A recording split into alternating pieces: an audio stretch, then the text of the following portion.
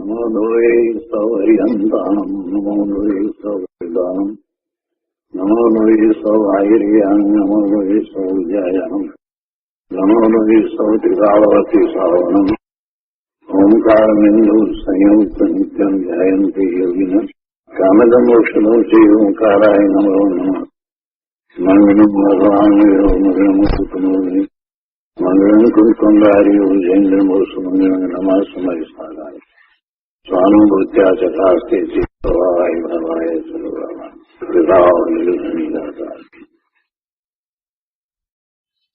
पंचास्तिकाय भगवान कुंकुंदाचार्य रचित पंचास्तिकाय तथा भगवान अमृतचंद्राचार्य रचित पंचास्तिकाय ની ટીકા સમય વ્યાખ્યા એનો સ્વાધ્યાય ચાલે છે. એમાં આપણે 30મી ગાથાનો સ્વાધ્યાય કરી રહ્યા છીએ. 30મી ગાથા, એનો અન્વયાર્થ તથા ટીકા, અને આ ગાથા ઉપર પૂજ્ય ગુરુદેવ કાંજી સ્વામીએ આપેલ પ્રવચનમાંથી થોડાક અંશ આપણે કર્યા છે. શેષ અંશો લઈએ તે પહેલા સહેજ પુનરાવર્તન કરીએ. 30મી ગાથામાં એ વાત આવી કે જે 4 પ્રાણોથી જીવે છે, જીવશે અને પૂર્વે જીવતો હતો તે જીવ છે. અને પ્રાણો ઇન્દ્રિય, બળ, આયુ તથા ઉચ્છ્વાસ છે. એમ 4 પ્રાણ છે. જુઓ, અહીંયા જીવત્વ ગુણની વ્યાખ્યા ચાલે છે અને એમાં સંસારીને દ્રવ્ય પ્રાણ અને ભાવ પ્રાણ બંને છે, જ્યારે સિદ્ધને ભાવ પ્રાણ છે, દ્રવ્ય પ્રાણ નથી. તો મૂળ ગાથાની અંદર એમ કહ્યું કે જે 4 પ્રાણોથી જીવે છે, જીવશે અને પૂર્વે જીવતો હતો તે જીવ છે. અને તે પછીથી સંસારીની અપેક્ષાએ એ રીતે વાત કરી કે એ પ્રાણો દ્રવ્ય પ્રાણ એટલે કે ઇન્દ્રિય, બળ, આયુ અને ઉચ્છ્વાસ છે. ટીકાની અંદર અમૃતચંદ્રાચાર્ય ભગવાને એ સ્પષ્ટતા કરી કે ઇન્દ્રિય, બળ, આયુ અને ઉચ્છ્વાસ સ્વરૂપ એ 4 પ્રાણ છે, એ જળ પ્રાણ છે. ચિત્ત સામાન્ય રૂપ અન્વયવાળા ભાવ પ્રાણો છે, અને આ જે જળ પ્રાણો છે તે પૂતગળ સામાન્ય સ્વરૂપ અન્વયવાળા એવા એ દ્રવ્ય પ્રાણો છે. અને એ બંને પ્રાણોને ત્રણેય કાળે અતૂટ ધારાએ ધારતો હોવાથી સંસારીને જીવત્વ છે. અને સિદ્ધ છે એને કેવળ ભાવ પ્રાણોનું જ ધારણ કરવું હોવાથી એને પણ જીવત્વ છે. એ રીતે વાત સમજાવી. એટલે જીવત્વ છે એની વાત લીધી, અને કેવું જીવત્વ છે અથવા તો કઈ રીતે જીવત્વ છે એમ જીવત્વ ગુણની વ્યાખ્યા કરી. તો એ પ્રાણ દ્વારા એને જીવત્વ છે. મુક્ત જીવ છે એને ભાવ પ્રાણ છે, અને સંસારી જીવ છે એને ભાવ પ્રાણ તથા દ્રવ્ય પ્રાણ છે. ખરેખર જોવા જઈએ તો સંસારીને જે દ્રવ્ય પ્રાણ છે એ દ્રવ્ય પ્રાણ દ્વારા એ જીવતો નથી. એ તો નિમિત્ત રૂપ છે. જે દ્રવ્ય પ્રાણ છે એ તો નિમિત્ત રૂપ છે. એને ઇન્દ્રિય છે તો એ 1 ઇન્દ્રિય હોય, 2 ઇન્દ્રિય હોય, 3, 4 કે 5 ઇન્દ્રિય હોય, પણ એ બધું તો નિમિત્ત રૂપ છે. એ દ્વારા તો એની શક્તિની, બળની કેવી દશા છે એનો ખ્યાલ આવે છે.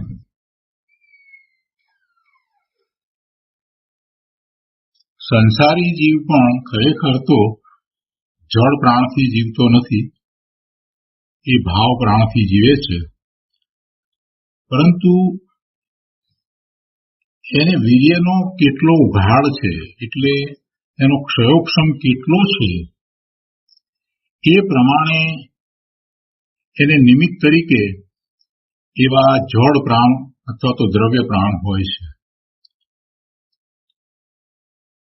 એટલે એનું જીવવું છે એ પણ ખરેખર તો ભાવ પ્રાણથી જ છે. અને એ વાત ગુરુદેવે સમજાવી. તો આ ગાથા ઉપર પૂજ્ય ગુરુદેવ કાંજી સ્વામીએ જે વિસ્તાર કર્યો છે એનો થોડોક ભાગ આપણે કર્યો છે. હવે આજે આગળ લઈએ છીએ. પ્રવચન પ્રસાદ ભાગ પહેલો, એના પાના નંબર 170. અહીંયા આપણે અર્થની વાત લીધી અને એમાં 4 વાત ગુરુદેવે કરી. એનું ફરી પુનરાવર્તન કરી અને પછી આગળ સ્વાધ્યાય લઈએ છીએ.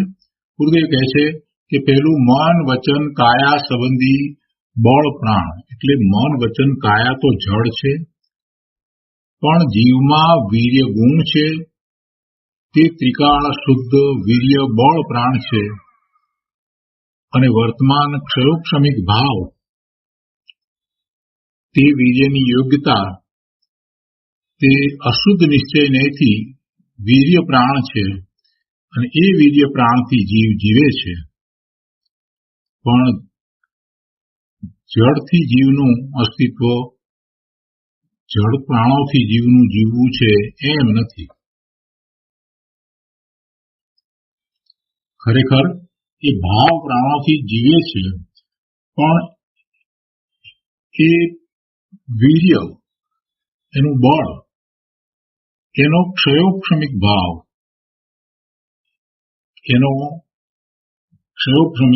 એટલે કે એ વીર્યની એ સમયની યોગ્યતા, એ વીર્યની એ સમયની યોગ્યતાથી ખરેખર તો જીવ જીવે છે. બીજું એમ કહ્યું કે ઇન્દ્રિય 5 છે, જળ છે, અચેતન છે. તો જેટલી ઇન્દ્રિય હોય એટલી ઇન્દ્રિય પ્રમાણે એનું જીવત્વ હોય એમ આપણે માનીએ. પણ વાસ્તવમાં એવું છે કે એનું જીવત્વ જે છે તો એમાં જેટલું વીર્ય ઉલસ્યું છે એ પ્રમાણે એને એટલી ઇન્દ્રિય મળે છે. એટલે સામે નિમિત્ત તરીકે એટલી ઇન્દ્રિય હોય છે. એટલે ખરેખર એ જળ અચેતન દ્રવ્યેન્દ્રિયથી જીવે છે એમ નથી, પણ ભાવેન્દ્રિયથી એ જીવે છે. અને ભાવેન્દ્રિય શું છે? તો ભાવેન્દ્રિય તો દરેક ઇન્દ્રિયને જાણનારું ક્ષયોક્ષમિક જ્ઞાન છે. ભાવેન્દ્રિય તો ઉઘાડરૂપ જ્ઞાન છે. એના પછી વાત આવી આયુની. આયુષ છે એ જળ છે, અને એ દ્વારા શરીરમાં, એટલે કે એ શરીર સાથે રહેવાની જીવની કેટલી યોગ્યતા છે એનો ખ્યાલ આવે છે. તો યોગ્યતા છે એ જીવનું લક્ષણ છે, અને આ આયુ એ તો જળનું છે. એટલે જીવની એ શરીર સાથે રહેવાની યોગ્યતા તો જીવની છે, એ જીવની યોગ્યતા છે. જ્યારે આયુ છે એ તો જળ છે. અને ચોથું શ્વાસોશ્વાસ.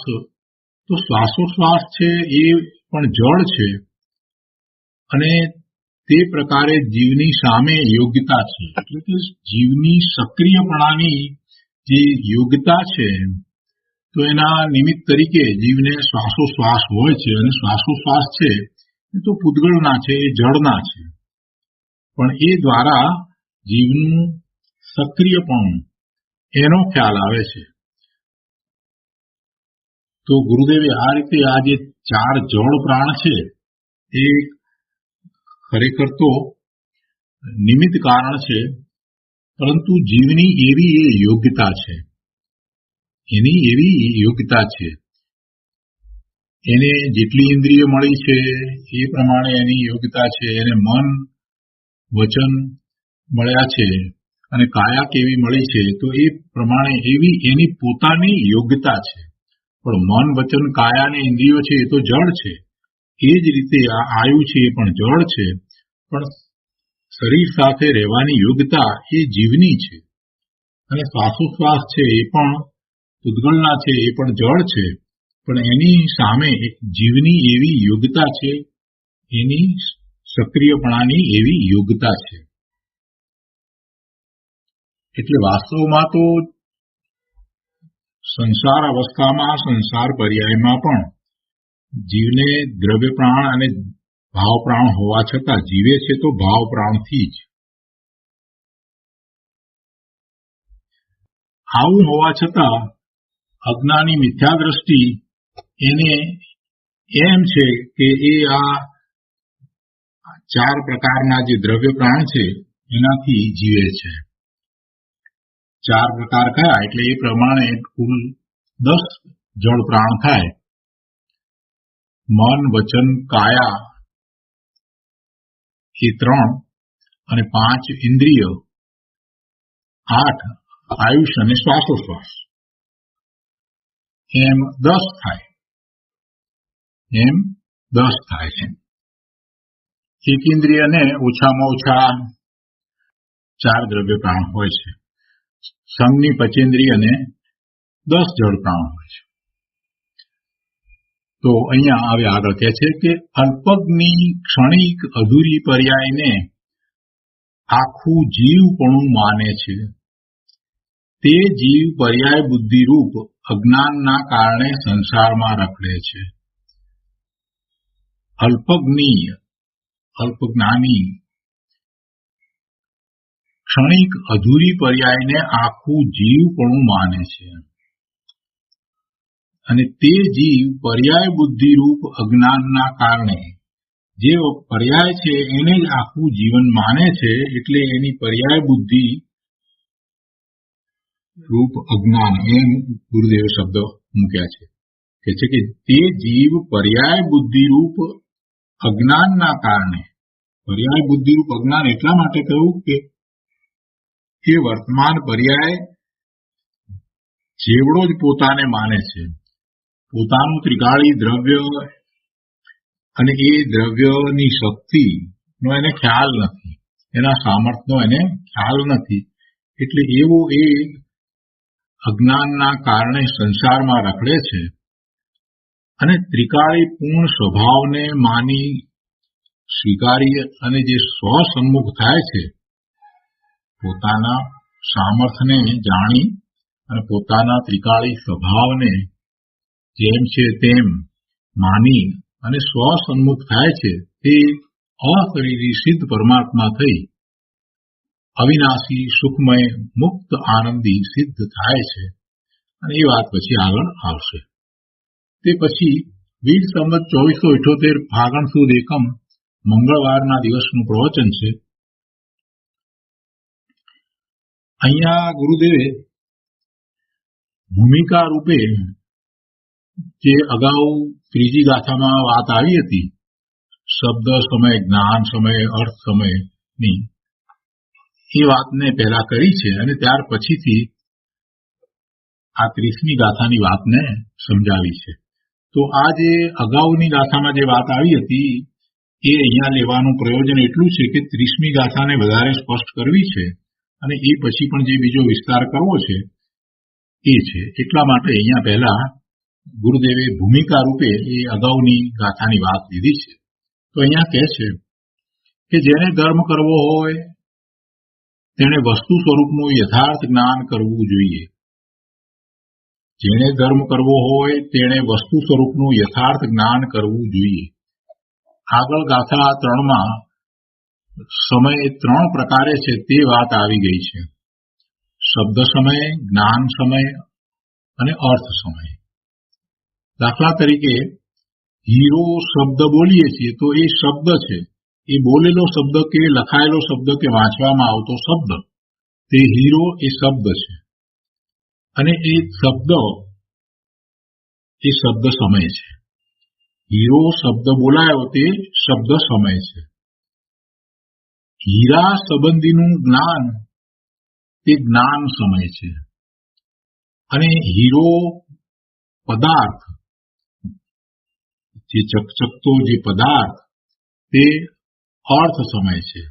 એટલે હીરો શબ્દ જે છે તે શબ્દ સમય છે અને એ વાચક છે, અને એનું વાચ્ય જે પદાર્થ, જે હીરો, ચકચકતો પદાર્થ, એ હીરો એ અર્થ સમય છે, અને એના સંબંધીનું જ્ઞાન તે જ્ઞાન સમય છે. આમ બધા પદાર્થોમાં 3 પ્રકારે સમયો ઘટાવી શકાય છે: શબ્દ સમય, અર્થ સમય, જ્ઞાન સમય. શબ્દ સમયની વાત ગુરુદેવ ફરીથી સમજાવે છે, કહે છે કે પંચાસ્તિકાયની રાગ દ્વેષ રહિત યથાર્થ અક્ષર પદ વાક્યની રચનાને દ્રવ્ય શ્રુત રૂપ શબ્દ સમય કહે છે.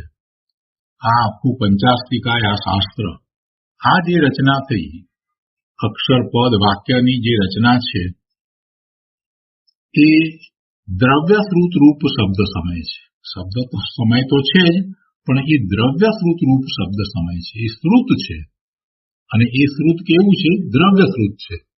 શ્રુત 2 પ્રકારે, ભાવ શ્રુત અને દ્રવ્ય શ્રુત. તો આ દ્રવ્ય શ્રુત છે, અને એ દ્રવ્ય શ્રુત શબ્દ સમય છે. પંચાસ્તિકાયની રાગ દ્વેષ રહિત યથાર્થ અક્ષર પદ વાક્યની રચનાને દ્રવ્ય શ્રુત રૂપ શબ્દ સમય કહે છે. આમાં સાચા શાસ્ત્ર કોને કહેવા તેની વ્યાખ્યા છે. સાચા શાસ્ત્રની વ્યાખ્યા શું છે? કે એમાં કોઈ પ્રકારે પક્ષપાત હોય નહીં, રાગ દ્વેષ હોય નહીં, વસ્તુ સ્વરૂપને જેમ છે તેમ નિરૂપવામાં આવ્યું હોય. એટલે આ જે શબ્દ સમય છે, એ શબ્દ સમય છે તે દ્રવ્ય શ્રુત રૂપ છે. પંચાસ્તિકાય એ અક્ષર પદ વાક્યની રચના છે, અને એ રાગ દ્વેષ રહિત છે, પક્ષપાત રહિત છે. એટલે એવી એ જે રચના તે દ્રવ્ય શ્રુત રૂપ શબ્દ સમય છે. એટલે આમાં સાચા શાસ્ત્રની વ્યાખ્યા આવી ગઈ. સાચા શાસ્ત્ર એમ બતાવે કે આ જગતમાં અનંતા આત્મા, અનંતા અનંત પૂતગળો, ધર્મ અધર્મ, આકાશ અને કાળ એમ 6 દ્રવ્યો છે. સાચા શાસ્ત્રો એમ બતાવે કે જગતમાં 6 દ્રવ્યો છે. દરેક દ્રવ્ય સ્વતંત્ર છે, કોઈ કોઈના કરતા હરતા નથી. એટલે કે કોઈ કોઈનું કાર્ય કરે છે, અથવા તો કોઈ કોઈને બનાવે છે, અથવા તો કોઈને હણે છે, એનો નાશ કરે છે, એવું નથી હોતું. કોઈ પણ દ્રવ્ય બીજા અન્ય દ્રવ્યનું કરનારું પણ નથી, કે એનો નાશ કરનારું પણ નથી, એને ઉત્પન્ન કરનારું નથી, કે એનો નાશ કરનારું નથી. એટલે કરતા હરતા નથી, કોઈ કોઈના કરતા હરતા નથી. 6 દ્રવ્યો સ્વતંત્ર છે. જીવ સ્વતંત્ર, અને જળ છે એ પણ સ્વતંત્ર છે. શાસ્ત્રકાર તથા તેની વાણી એમ કહે છે, અને એમ કહીને બતાવે છે કે વાણીનું પરિણમન સ્વતંત્ર છે. શાસ્ત્રકાર તથા તેની વાણી એમ કહે અને બતાવે કે વાણીનું પરિણમન સ્વતંત્ર છે. વાણીના કારણે છે. વાણીનું પરિણમન થાય છે તે પૂતગળનું પરિણમન છે, પૂતગળના સ્કંદનું પરિણમન છે, અને એ પણ સ્વતંત્ર છે. આત્મા વાણીનો કરતા નથી, અને વાણી તથા વાણી તરફના રાગના અવલંબન વિના તને તારા અવલંબનથી જ્ઞાન થાય છે, એમ બતાવે છે. વાણી જ્ઞાન કરાવે છે એમ નહીં.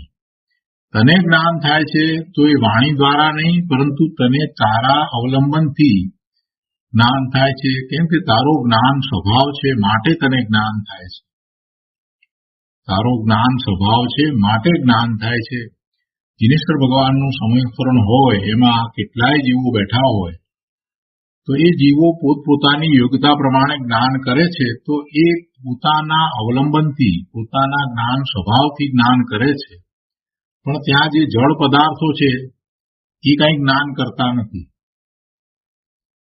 એટલે જેને જ્ઞાન થાય છે એને પોતાના અવલંબને જ્ઞાન થાય છે, એનો જ્ઞાન સ્વભાવ છે તો જ્ઞાન થાય છે.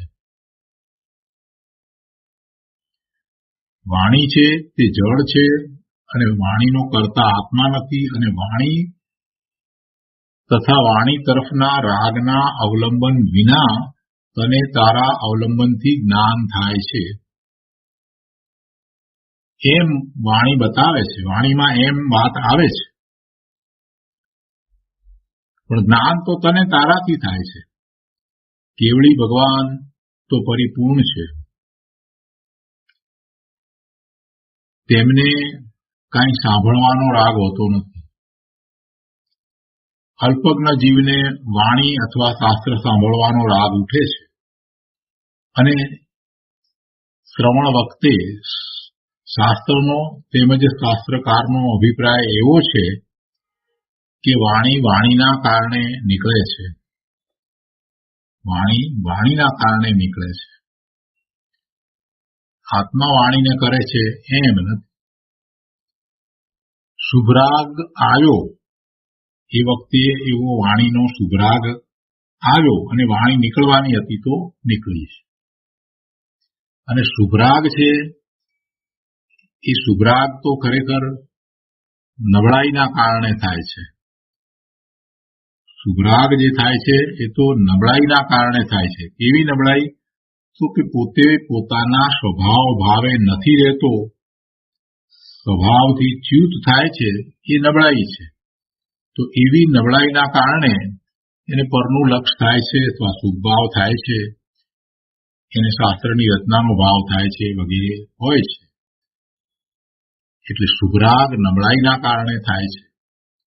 શાસ્ત્ર ઉપરના લક્ષથી સાંભળનારને લાભ થશે નહીં, પણ સાંભળનાર પોતે પોતાના સ્વભાવનું લક્ષ કરશે અને ઠરશે તો ધર્મ થશે. શાસ્ત્ર ઉપરના લક્ષથી સાંભળનારને લાભ થશે નહીં, પણ સાંભળનાર પોતે પોતાના સ્વભાવનું લક્ષ કરશે અને ઠરશે તો ધર્મ પામશે. કેમ કે શાસ્ત્રનું લક્ષ કરશે તો એને માહિતી જ્ઞાન જરૂરથી થશે, પણ માહિતી જ્ઞાન દ્વારા આત્મામાં નહીં જવાય.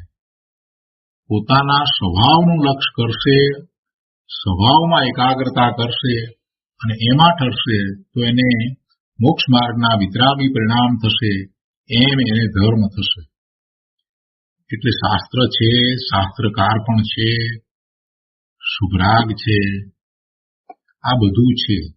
અને એવું જ્ઞાન શાસ્ત્ર અને શાસ્ત્રકાર કરાવે છે. શાસ્ત્ર છે, શાસ્ત્રકાર પણ છે, અને એ શાસ્ત્ર અને શાસ્ત્રકાર જીવને શુભરાગ હોય તો એવું એનું પણ જ્ઞાન કરાવે છે. પણ શુભરાગથી ધર્મ થતો નથી. ધર્મ તો પોતાના અવલંબનને પ્રગટે છે. આગળ કહે છે, જે શાસ્ત્ર એમ કહે કે નિશ્ચયથી ધર્મ થાય અને વળી પાછું એમ પણ કહે કે વ્યવહાર વિના ન ચાલે, તો તે શાસ્ત્ર સાચું નથી. શું કહે છે ગુરુદેવ?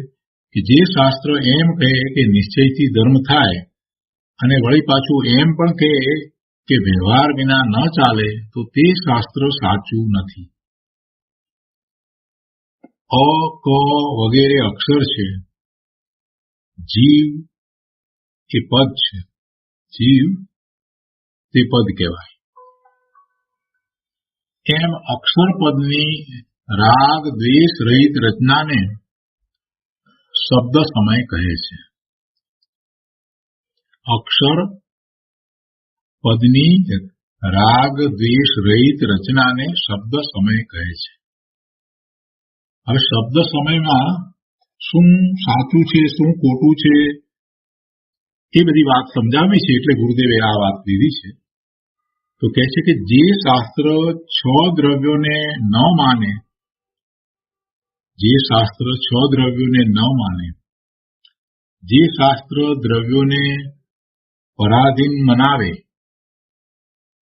જે શાસ્ત્ર દ્રવ્યોને સ્વાધીન ન મનાવે પરંતુ પરાધીન મનાવે, દ્રવ્યોને પરાધીન પણ માને અથવા મનાવે એ તો મિથ્યા દ્રષ્ટિ છે. એટલે જે શાસ્ત્રમાં દ્રવ્યને પરાધીન બતાવ્યું હોય તો એ શાસ્ત્ર જે છે એ શાસ્ત્ર સાચા નથી. જે શાસ્ત્ર 6 દ્રવ્યોને ન માને, જે શાસ્ત્ર દ્રવ્યોને પરાધીન મનાવે, નિમિત્ત હોય તો ઉપાદાનમાં કામ થાય એમ કહે, પુણ્યથી ધર્મ થાય એમ કહે, આત્મા વાણી બોલે છે એમ કહે, તો એ શાસ્ત્ર ખરેખર સાચા શાસ્ત્ર નથી, પણ ખોટા શાસ્ત્રો છે. અને આવા ખોટા શાસ્ત્રને દ્રવ્ય શ્રુત રૂપ શબ્દ સમય કહેવાય નહીં. આવા જે ખોટા શાસ્ત્ર છે એને દ્રવ્ય શ્રુત રૂપ શબ્દ સમય કહેવાય નહીં. ગુરુદેવ તો કહે છે કે એને શબ્દ સમય કહેવાય નહીં. કેમ કે શબ્દ સમય તો એને કહ્યો કે એ રાગ દ્વેષ રહિત રચના છે. અક્ષર પદની રચના છે, પણ એ રાગ દ્વેષ રહિત રચના છે. જે શાસ્ત્ર 6 દ્રવ્યોને સંપૂર્ણ સ્વતંત્ર બતાવી, પુણ્ય પાપ ભાવોને હેય બતાવી, સ્વભાવની રુચિ કરાવે, તે સાચા શાસ્ત્રો છે અને તે શબ્દ સમય છે. એ દ્રવ્ય શ્રુત રૂપ શબ્દ સમય છે. એ આદરણીય છે. એટલે આદરણીય એટલે કે એમાં જે વાત આવી છે એ જીનવાણીમાંથી આવી છે, એ સ્વીકારવા યોગ્ય વાત છે. અને એ વાતને સ્વીકારી અને પછી એને આત્મસાત કરવી, એટલે પોતાની ઉપર ઉતારવી. એ વાત પોતાની ઉપર ઉતારવી એટલે સ્વસન્મુખ થવું. સ્વસન્મુખ થવું અને એમ કરતા ધર્મ થાય છે.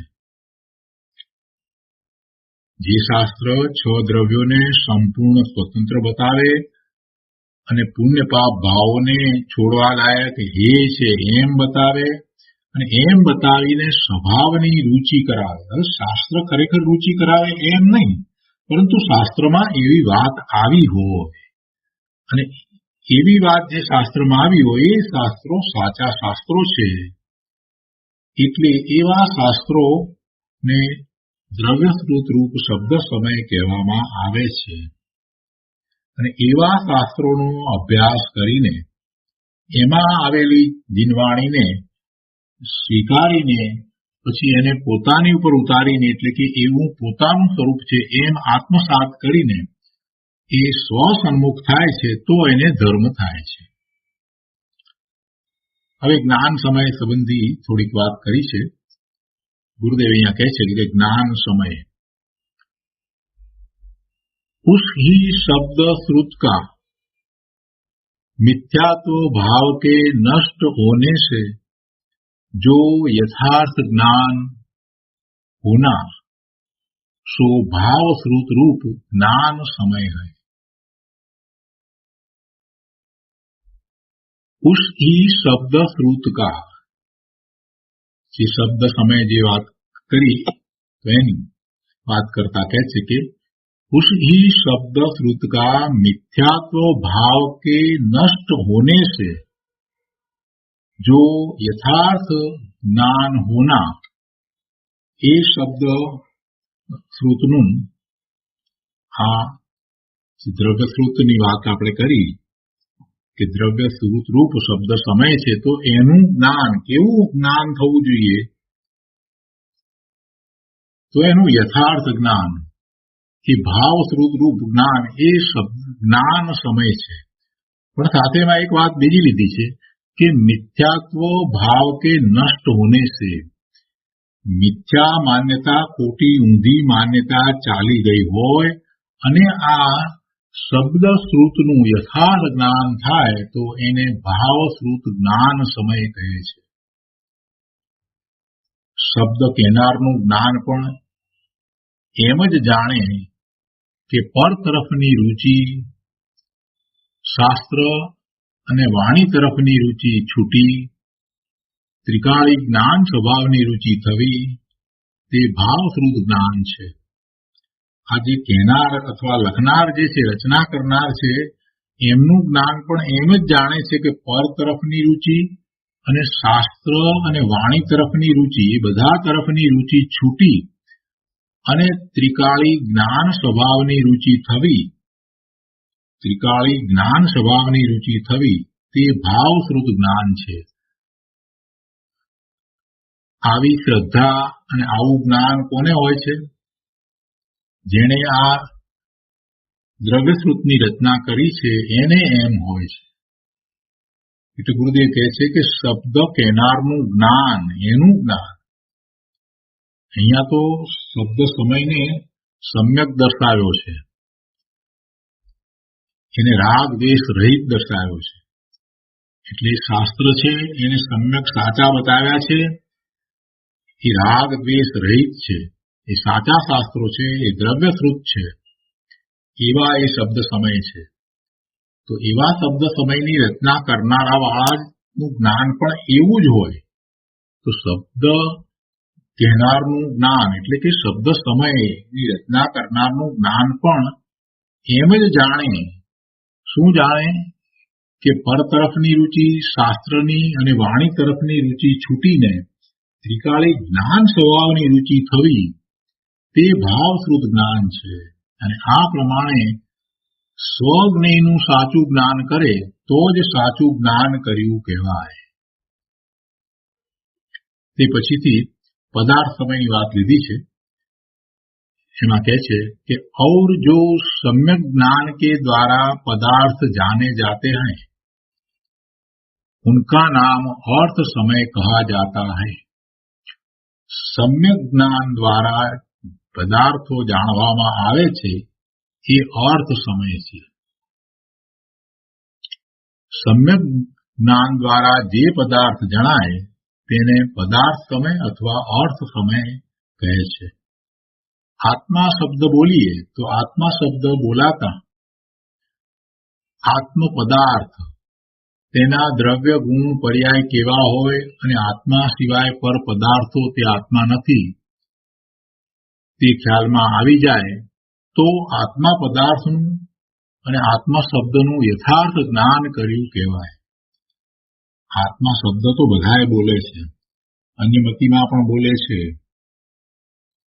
જૈન મતમાં તો આત્મા શબ્દ બોલાય છે, પણ અન્ય મતમાં પણ આત્મા શબ્દ બોલાય છે. પણ એ શબ્દ દ્વારા એમને આત્માનું સાચું સ્વરૂપ ખ્યાલમાં આવે છે. પ્રશ્ન એ છે આત્મા શબ્દ બોલતા આત્મ પદાર્થ જે દ્રવ્ય ગુણ પર્યાય રૂપ છે અને એ બીજા અન્ય પદાર્થ રૂપ નથી, એ પોતાના દ્રવ્ય ક્ષેત્ર કાળ ભાવમાં છે, એ બીજાના દ્રવ્ય ક્ષેત્ર કાળ ભાવ રૂપે નથી. એવો એ આત્મા, એ અનંત ગુણનો પિંડ એવો એ આત્મા, એનું યથાર્થ ભાન જ્ઞાન થાય તો આત્મા શબ્દ બોલતા યથાર્થ જ્ઞાન કર્યું કહેવાય.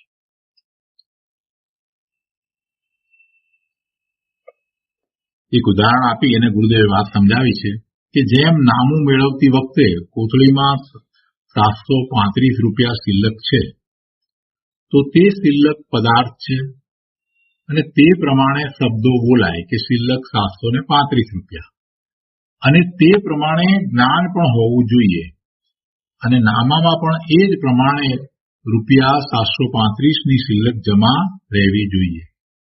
એથી ઓછી વધતી હોય તો તે શિલ્લક નામું અથવા જ્ઞાન યથાર્થ નથી. તેવી રીતે 6 દ્રવ્યો 14 બ્રહ્માંડની શિલ્લક છે. 14 બ્રહ્માંડ રૂપ આ લોક,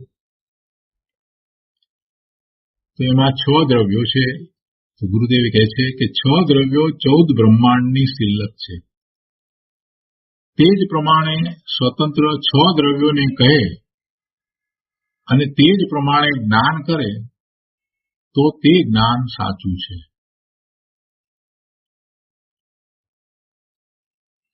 શાસ્ત્રો કેવા હોય અને શાસ્ત્ર કહેનાર કેવા હોય તેનું યથાર્થ જ્ઞાન કરાવે છે.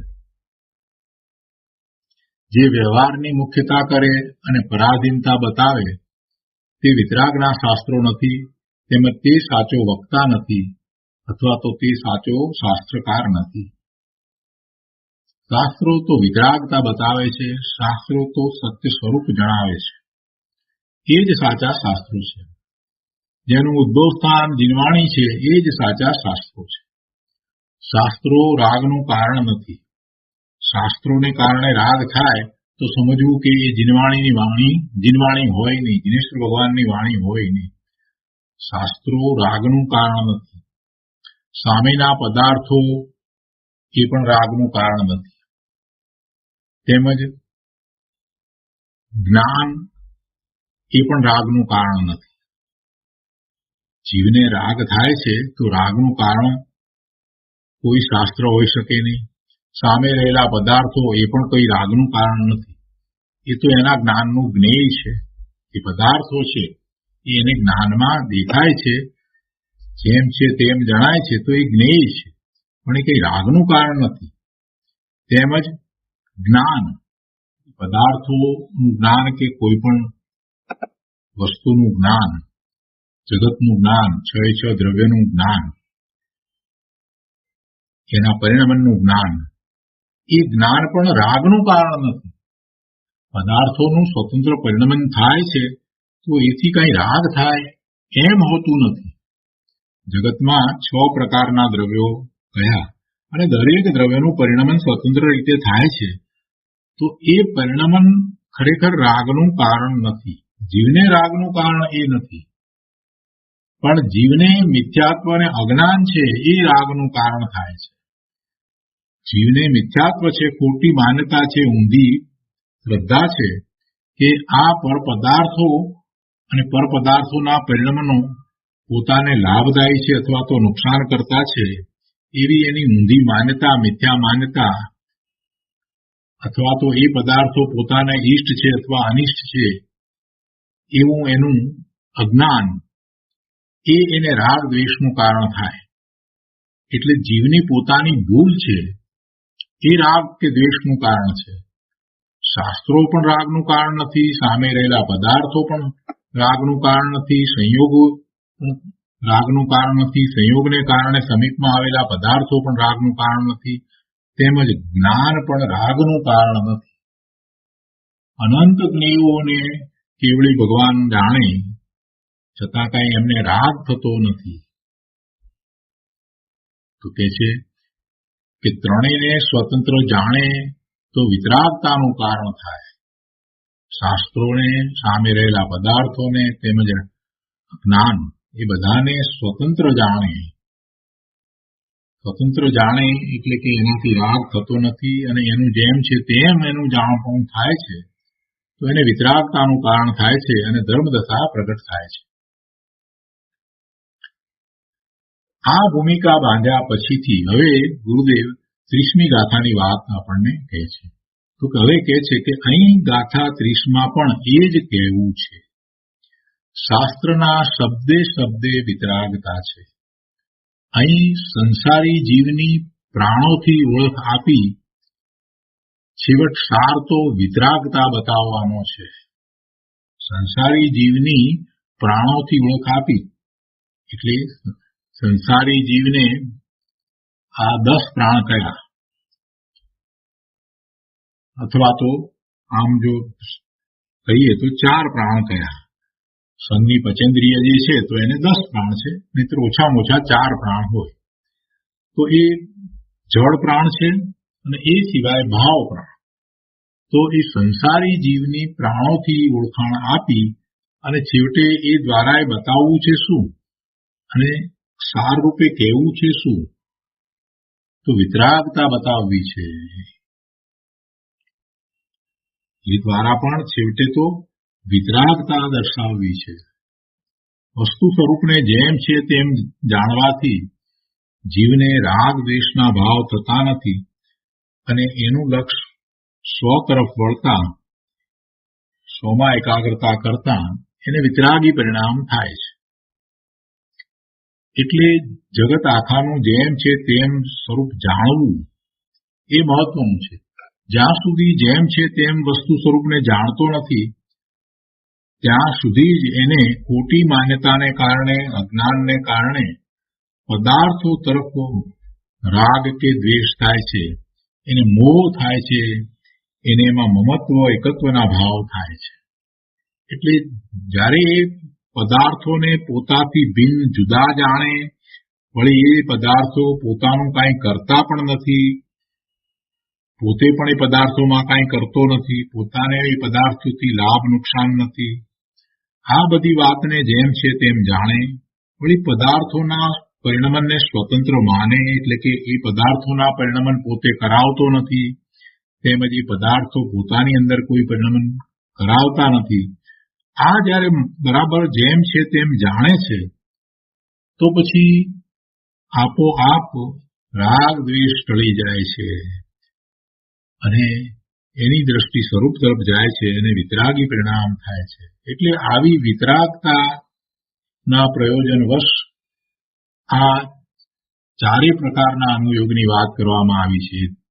એ દ્રવ્યાનુયોગ હોય, ચરણાનુયોગ હોય કે કર્ણાનુયોગ હોય, અને પ્રથમાનુયોગમાં પણ જે વાત કરવામાં આવી છે એનું પણ પ્રયોજન તો વિતરાગતા છે.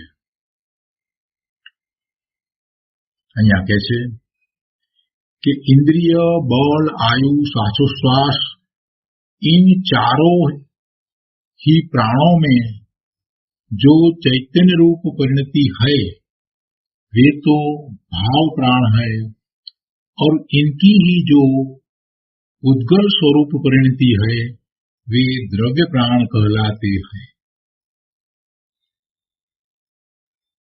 શું કહે છે અહીંયા कि इंद्रिय, बल, आयु, श्वासोश्वास आ चार प्राण कया ये द्रव्य प्राण. तो कि ये द्रव्य प्राणों में इन चारों ही प्राणों में जो चैतन्य रूप परिणति है वे तो भाव प्राण है. चैतन्य रूप परिणति इंद्रिय ની વાત કરી છે તો એ ઇન્દ્રિય બળ, પછી કાય, મન, વાણી અને કાયાનું બળ કયું એટલે એમાં મન, વાણી ને કાયા લીધા છે. આ ઇન્દ્રિય 5, 1 થી 5 જેટલી ઇન્દ્રિય હોય તે, આયુષ અને શ્વાસ, એમ 4 પ્રાણ જે કયા છે તો એમાં જે ચૈતન્ય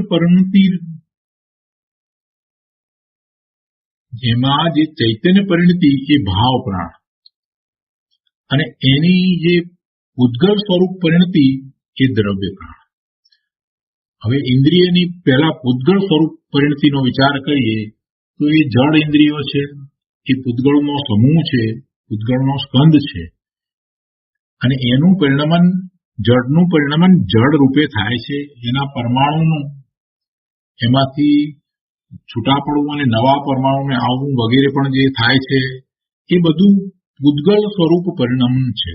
એ પૂતગળ રૂપ જે પરિણમન થઈ રહ્યું છે એ જળ ઇન્દ્રિય. એ જ રીતે બળની વાત કરીએ તો શરીર, મન અને વાણી એને બળ કયા. તો શરીર, મન, વાણી એ પણ પૂતગળ છે, અને એનું જે પરિણમન થાય છે એ પૂતગળ રૂપે પરિણમન થાય છે. શરીરનું પણ પૂતગળ રૂપે પરિણમન, મનનું પણ પૂતગળ રૂપ પરિણમન છે. એમાં પણ પરમાણુ આવે છે, જાય છે. વાણી એ પૂતગળનો સ્કંદ છે. તો એ બધાનું પૂતગળ રૂપ પરિણમન છે. એ જ રીતે આયુ અને શ્વાસોશ્વાસને માટે પણ એનું પૂતગળ રૂપ પરિણમન. એ પૂતગળ રૂપ પરિણમન જે છે એ જળ પ્રાણ કયા, એ જળ પ્રાણ છે. પૂતગળ સ્વરૂપ પરિણતિ છે એ દ્રવ્ય પ્રાણ છે અથવા તો જળ પ્રાણ છે અને ચૈતન્ય રૂપ પરિણતિ એ ભાવ પ્રાણ છે. હવે એની ચૈતન્ય રૂપ પરિણતિ એટલે શું? ચૈતન્ય રૂપ પરિણતિ એટલે કે એની એ સમયની એવી યોગ્યતા, જેટલી ઇન્દ્રિય મળી છે એ ઇન્દ્રિયો એની પોતાની એવી વીર્યની યોગ્યતા છે એટલે એટલી ઇન્દ્રિય મળી છે. જેને 1 ઇન્દ્રિય મળી છે એને એટલું વીર્ય ઉલસ્યું છે, જેને 5 ઇન્દ્રિય મળી છે એને એટલું ઉલસ્યું છે. બળને માટે વાત કરીએ તો બળ વીર્ય, તો એમાં મન, વાણી ને કાયા બધું છે, શરીર પણ એવું જ છે, એ પ્રમાણે છે, તો એ તો નિમિત્ત કારણ છે. વાસ્તવમાં એની યોગ્યતા એવી છે, એની યોગ્યતા એવી છે, એ યોગ્યતા છે એ ચૈતન્ય રૂપ પરિણતિ છે. એટલે અહીંયા કહે છે कि इंद्रिय बल, आयु, श्वासोश्वास, इन चारों ही प्राणों में जो चैतन्य रूप परिणति है वे तो भाव प्राण है, और इनकी ही जो पुद्गल स्वरूप परिणति है वे द्रव्य प्राण कहलाते हैं.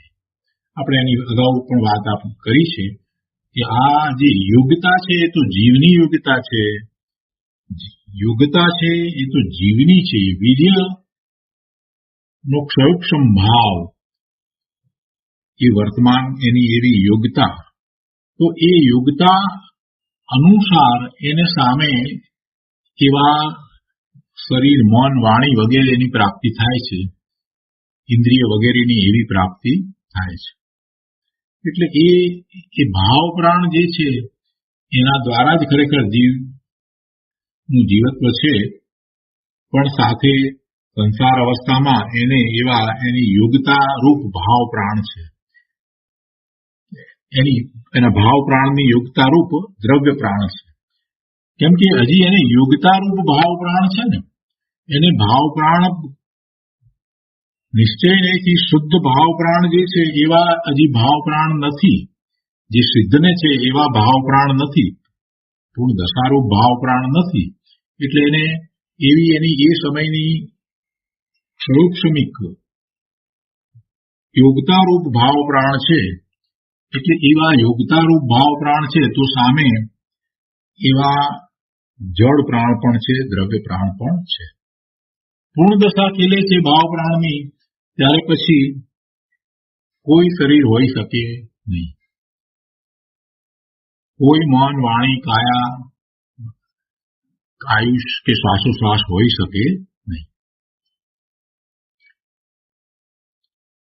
તો અહીંયા કહે છે કે અહીં સંસારી પ્રાણીની ઓળખાણ પર્યાયથી તથા નિમિત્ત રૂપે જળ પ્રાણથી આપી છે. સંસારી પ્રાણીની ઓળખાણ પ્રાણ દ્વારા આપી, તો એમાં જળ પ્રાણની વાત સંસારીને વિશે લીધી છે, તો એ દ્વારા એની વર્તમાન પર્યાયમાં, અત્યારે પર્યાય જે છે એ પર્યાયમાં એની કેવી યોગ્યતા છે એ પર્યાયમાં, અને એ પ્રમાણે નિમિત્ત જે છે એ શું છે, એટલે કે શરીર જે પ્રકારના છે એ નિમિત્ત છે, તો એ દ્વારા એની ઓળખાણ આપી. અહીં સંસારી પ્રાણીની ઓળખાણ પર્યાયથી તથા નિમિત્ત રૂપે જળ પ્રાણથી આપી છે. છતાં તાત્પર્ય તો જીવનું મૂળ સ્વરૂપ બતાવવાનું છે. જીવનું મૂળ સ્વરૂપ, વર્તમાન પર્યાય બતાવવાનું તાત્પર્ય નથી. જીવનું પૂર્ણ શુદ્ધ સ્વરૂપ, મૂળ સ્વરૂપ શું છે એ બતાવવાનું તાત્પર્ય છે. અને એ બતાવવું છે ત્યારે વર્તમાન પર્યાય ની વાત કરી છે, અને વર્તમાન પર્યાયની સાથે એની પર્યાય અનુસાર જે નિમિત્ત રૂપે આ શરીર, મન, વાણી બધું જે મળ્યું છે એ દ્વારા એને સમજાવ્યું છે. મનુષ્યની પર્યાય થઈ છે, તો એ પ્રમાણે એને મનુષ્યનું શરીર મળ્યું છે, અને મનુષ્યનું શરીર મળ્યું છે અને એમાં પણ એની યોગ્યતા અમુક પ્રકારે અમુક પ્રમાણમાં છે, તો એવું શરીર મળ્યું છે. અમુક પ્રમાણમાં નથી, તો એ રીતે શરીર પ્રાપ્ત થતું નથી. ઓળખાપણ વાળું પણ શરીર હોય, ઓછી બુદ્ધિ વાળું પણ હોય, આ બધું એને હોય. તો શું કહે છે અહીંયા ગુરુદેવ સમજાવે છે કે અહીં સંસારી પ્રાણીની ઓળખાણ પર્યાયથી તથા નિમિત્ત રૂપે જળ પ્રાણથી આપી છે. છતાં તાત્પર્ય તો જીવનું મૂળ સ્વરૂપ બતાવવાનું છે. અને એમાં ગુરુદેવ કહે છે પહેલી વાત કે જીવ કોને કહેવો તે વાત અગાઉ આવી ગઈ છે. જીવ છે એમ કહેતા જીવની સત્તા સાબિત થાય છે. ત્રિકાળી સત્તા સુખરૂપ હોય કે દુઃખરૂપ હોય, ત્રિકાળી સત્તા સુખરૂપ હોય કે દુઃખરૂપ હોય. દુઃખરૂપ હોય તે પર્યાયમાં હોય. ત્રિકાળી સત્તા દુઃખરૂપ ન હોય, એ તો સુખરૂપ હોય. ત્રિકાળી સત્તા તો સુખરૂપ હોય. દુઃખરૂપ જે છે એ તો બધું પર્યાયમાં છે. એટલે ત્રિકાળી સત્તામાં તો સુખ હોય. કેમ કે સત્તા છે તો એનું એવું અસ્તિત્વ છે, અને એવું અસ્તિત્વ છે તો એને અસ્તિત્વનો જયારે આપણે વિચાર કર્યો ત્યારે બે વાતને લીધી હતી કે એને ઉત્પાદ વય ધ્રુવાત્મક અસ્તિત્વ છે અને એને દ્રવ્ય ગુણ પર્યાત્મક પણ અસ્તિત્વ છે. તો દ્રવ્ય ગુણ પર્યાત્મક અસ્તિત્વ છે તો એનામાં એવા ગુણ છે, એવું એ દ્રવ્ય છે અને એનું પરિણમન છે. તો એમાં કોઈ ગુણ એવો નથી કે જેને કારણે એને દુઃખ થાય, એટલે એનું પરિણમન સુખરૂપ હોય. તો કે છે કે ત્રિકાળી સત્તા સુખરૂપ હોય કે દુઃખરૂપ હોય, દુઃખ હોય તો પર્યાયમાં હોય. ત્રિકાળી સત્તામાં દુઃખ ન હોય, માટે સુખરૂપ છે. જે સત્તા છે તે ચૈતન્ય રૂપ છે. જે સત્તા છે તે ચૈતન્ય રૂપ છે. જાણવા દેખવાનો સામાન્ય સ્વભાવ તે ચૈતન્ય છે, અને વિશેષ જાણવા રૂપ તે જ્ઞાન છે. જાણવા દેખવાનો સામાન્ય સ્વભાવ તે ચૈતન્ય છે, અને વિશેષ જાણવા રૂપ તે જ્ઞાન છે. આમ સત્તા, સુખ, ચૈતન્ય અને જ્ઞાન એ ચાર પ્રકારના ત્રિકાળી પ્રાણથી જીવ જીવી રહ્યો છે. તે ત્રિકાળીની વાત થઈ તે શુદ્ધ નિશ્ચય નહીંથી. શુદ્ધ નિશ્ચય નહીંથી જીવ સત્તા, સુખ, ચૈતન્ય અને જ્ઞાનથી જીવી રહ્યો છે. એવા પ્રાણથી એ જીવી રહ્યો છે. સત્તા, સુખ, ચૈતન્ય અને જ્ઞાન એવા ચાર પ્રકારના ત્રિકાળી પ્રાણથી જીવ જીવી રહ્યો છે. એવા જ પ્રાણ એને દરેક અવસ્થાને વિશે હોય છે. સંસારી અવસ્થામાં પણ એ પ્રાણ છે અને સિદ્ધિની અવસ્થામાં પણ એ પ્રાણ છે. પણ સંસારી અવસ્થાની અંદર આવા પ્રાણ હોવા છતાં એને પર્યાયની અંદર એવા ઉઘાડ નથી. પર્યાયની અંદર એવા પ્રાણના ઉઘાડ નથી. એટલે એવા પ્રાણના ઉઘાડ ઓછા વધતા છે, તો એ પ્રમાણે એને આ શરીર, ઇન્દ્રિયો, શ્વાસોશ્વાસ, આયુષ્ય એ પ્રાપ્ત થાય છે. એટલે ચાર પ્રાણ જે સત્તા, સુખ, ચૈતન્ય અને જ્ઞાન, એ સત્તા હોવાપણું અસ્તિત્વ, સુખ, ચૈતન્ય અને જ્ઞાન એ ચાર પ્રાણ તો જીવ માત્રને છે અને દરેક અવસ્થામાં એને છે. પણ એના ક્ષયોક્ષમની દ્રષ્ટિએ વિચાર કરીએ તો જ્ઞાનના ક્ષયોક્ષમનો વિચાર જેમ કરીએ છીએ તો આપણને ખ્યાલ આવે છે કે જ્ઞાનનો ઉઘાડ ઓછો વધતો છે. તો એવી રીતે આ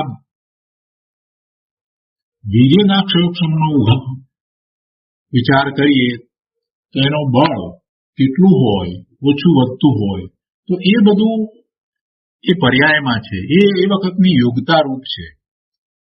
એટલે જીવ દ્રવ્યની વાત જ્યારે સંસારીની વાત કરવામાં આવે છે તો એને આ જે દ્રવ્ય પ્રાણ, જળ પ્રાણ જે છે એની વાત કરવી પડે.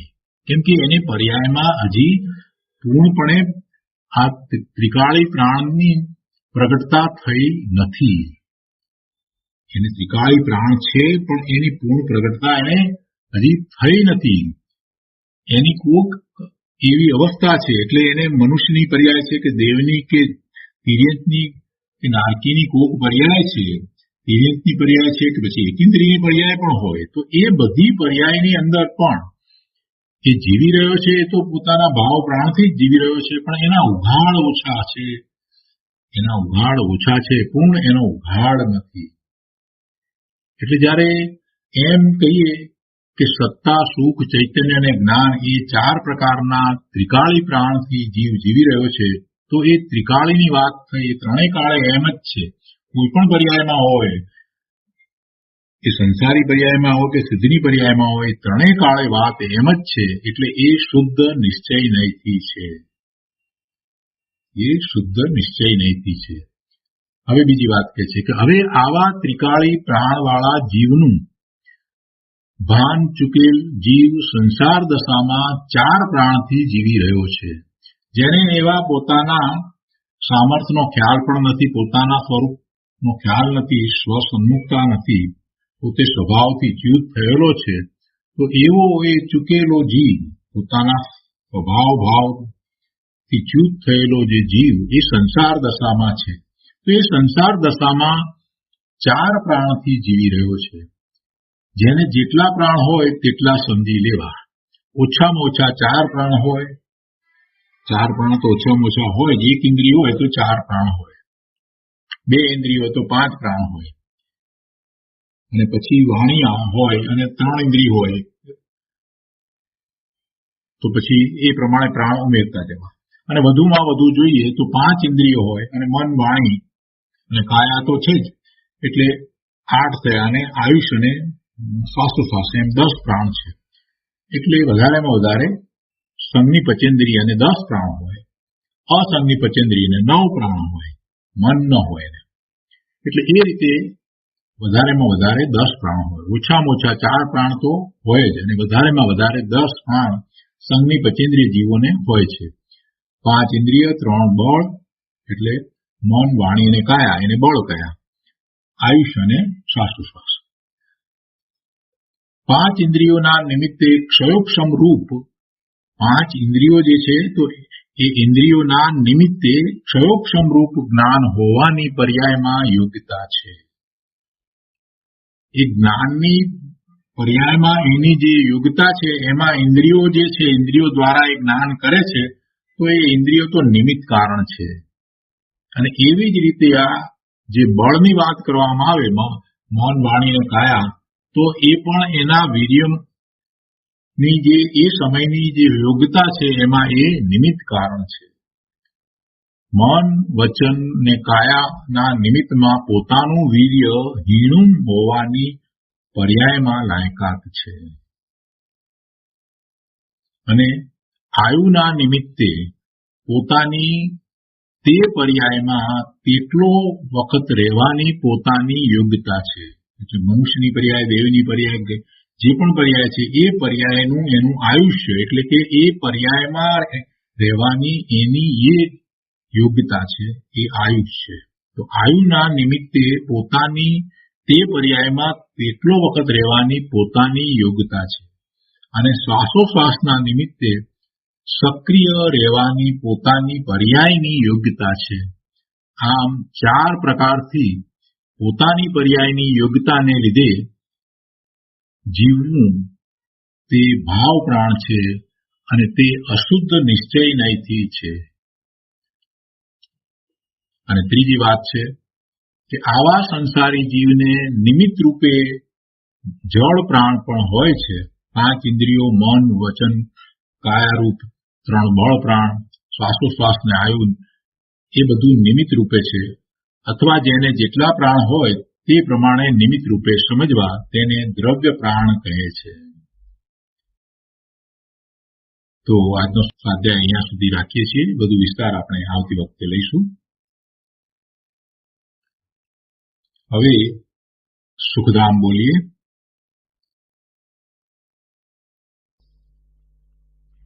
સુખધામ અનંત સુસંત ચરી દિન રાત રહે તદ જ્ઞાનમયી પ્રકાંતિ અનંત સુધામય જે પ્રણમો પદતે વરતે જયતે પ્રણમો પદતે વરતે જયતે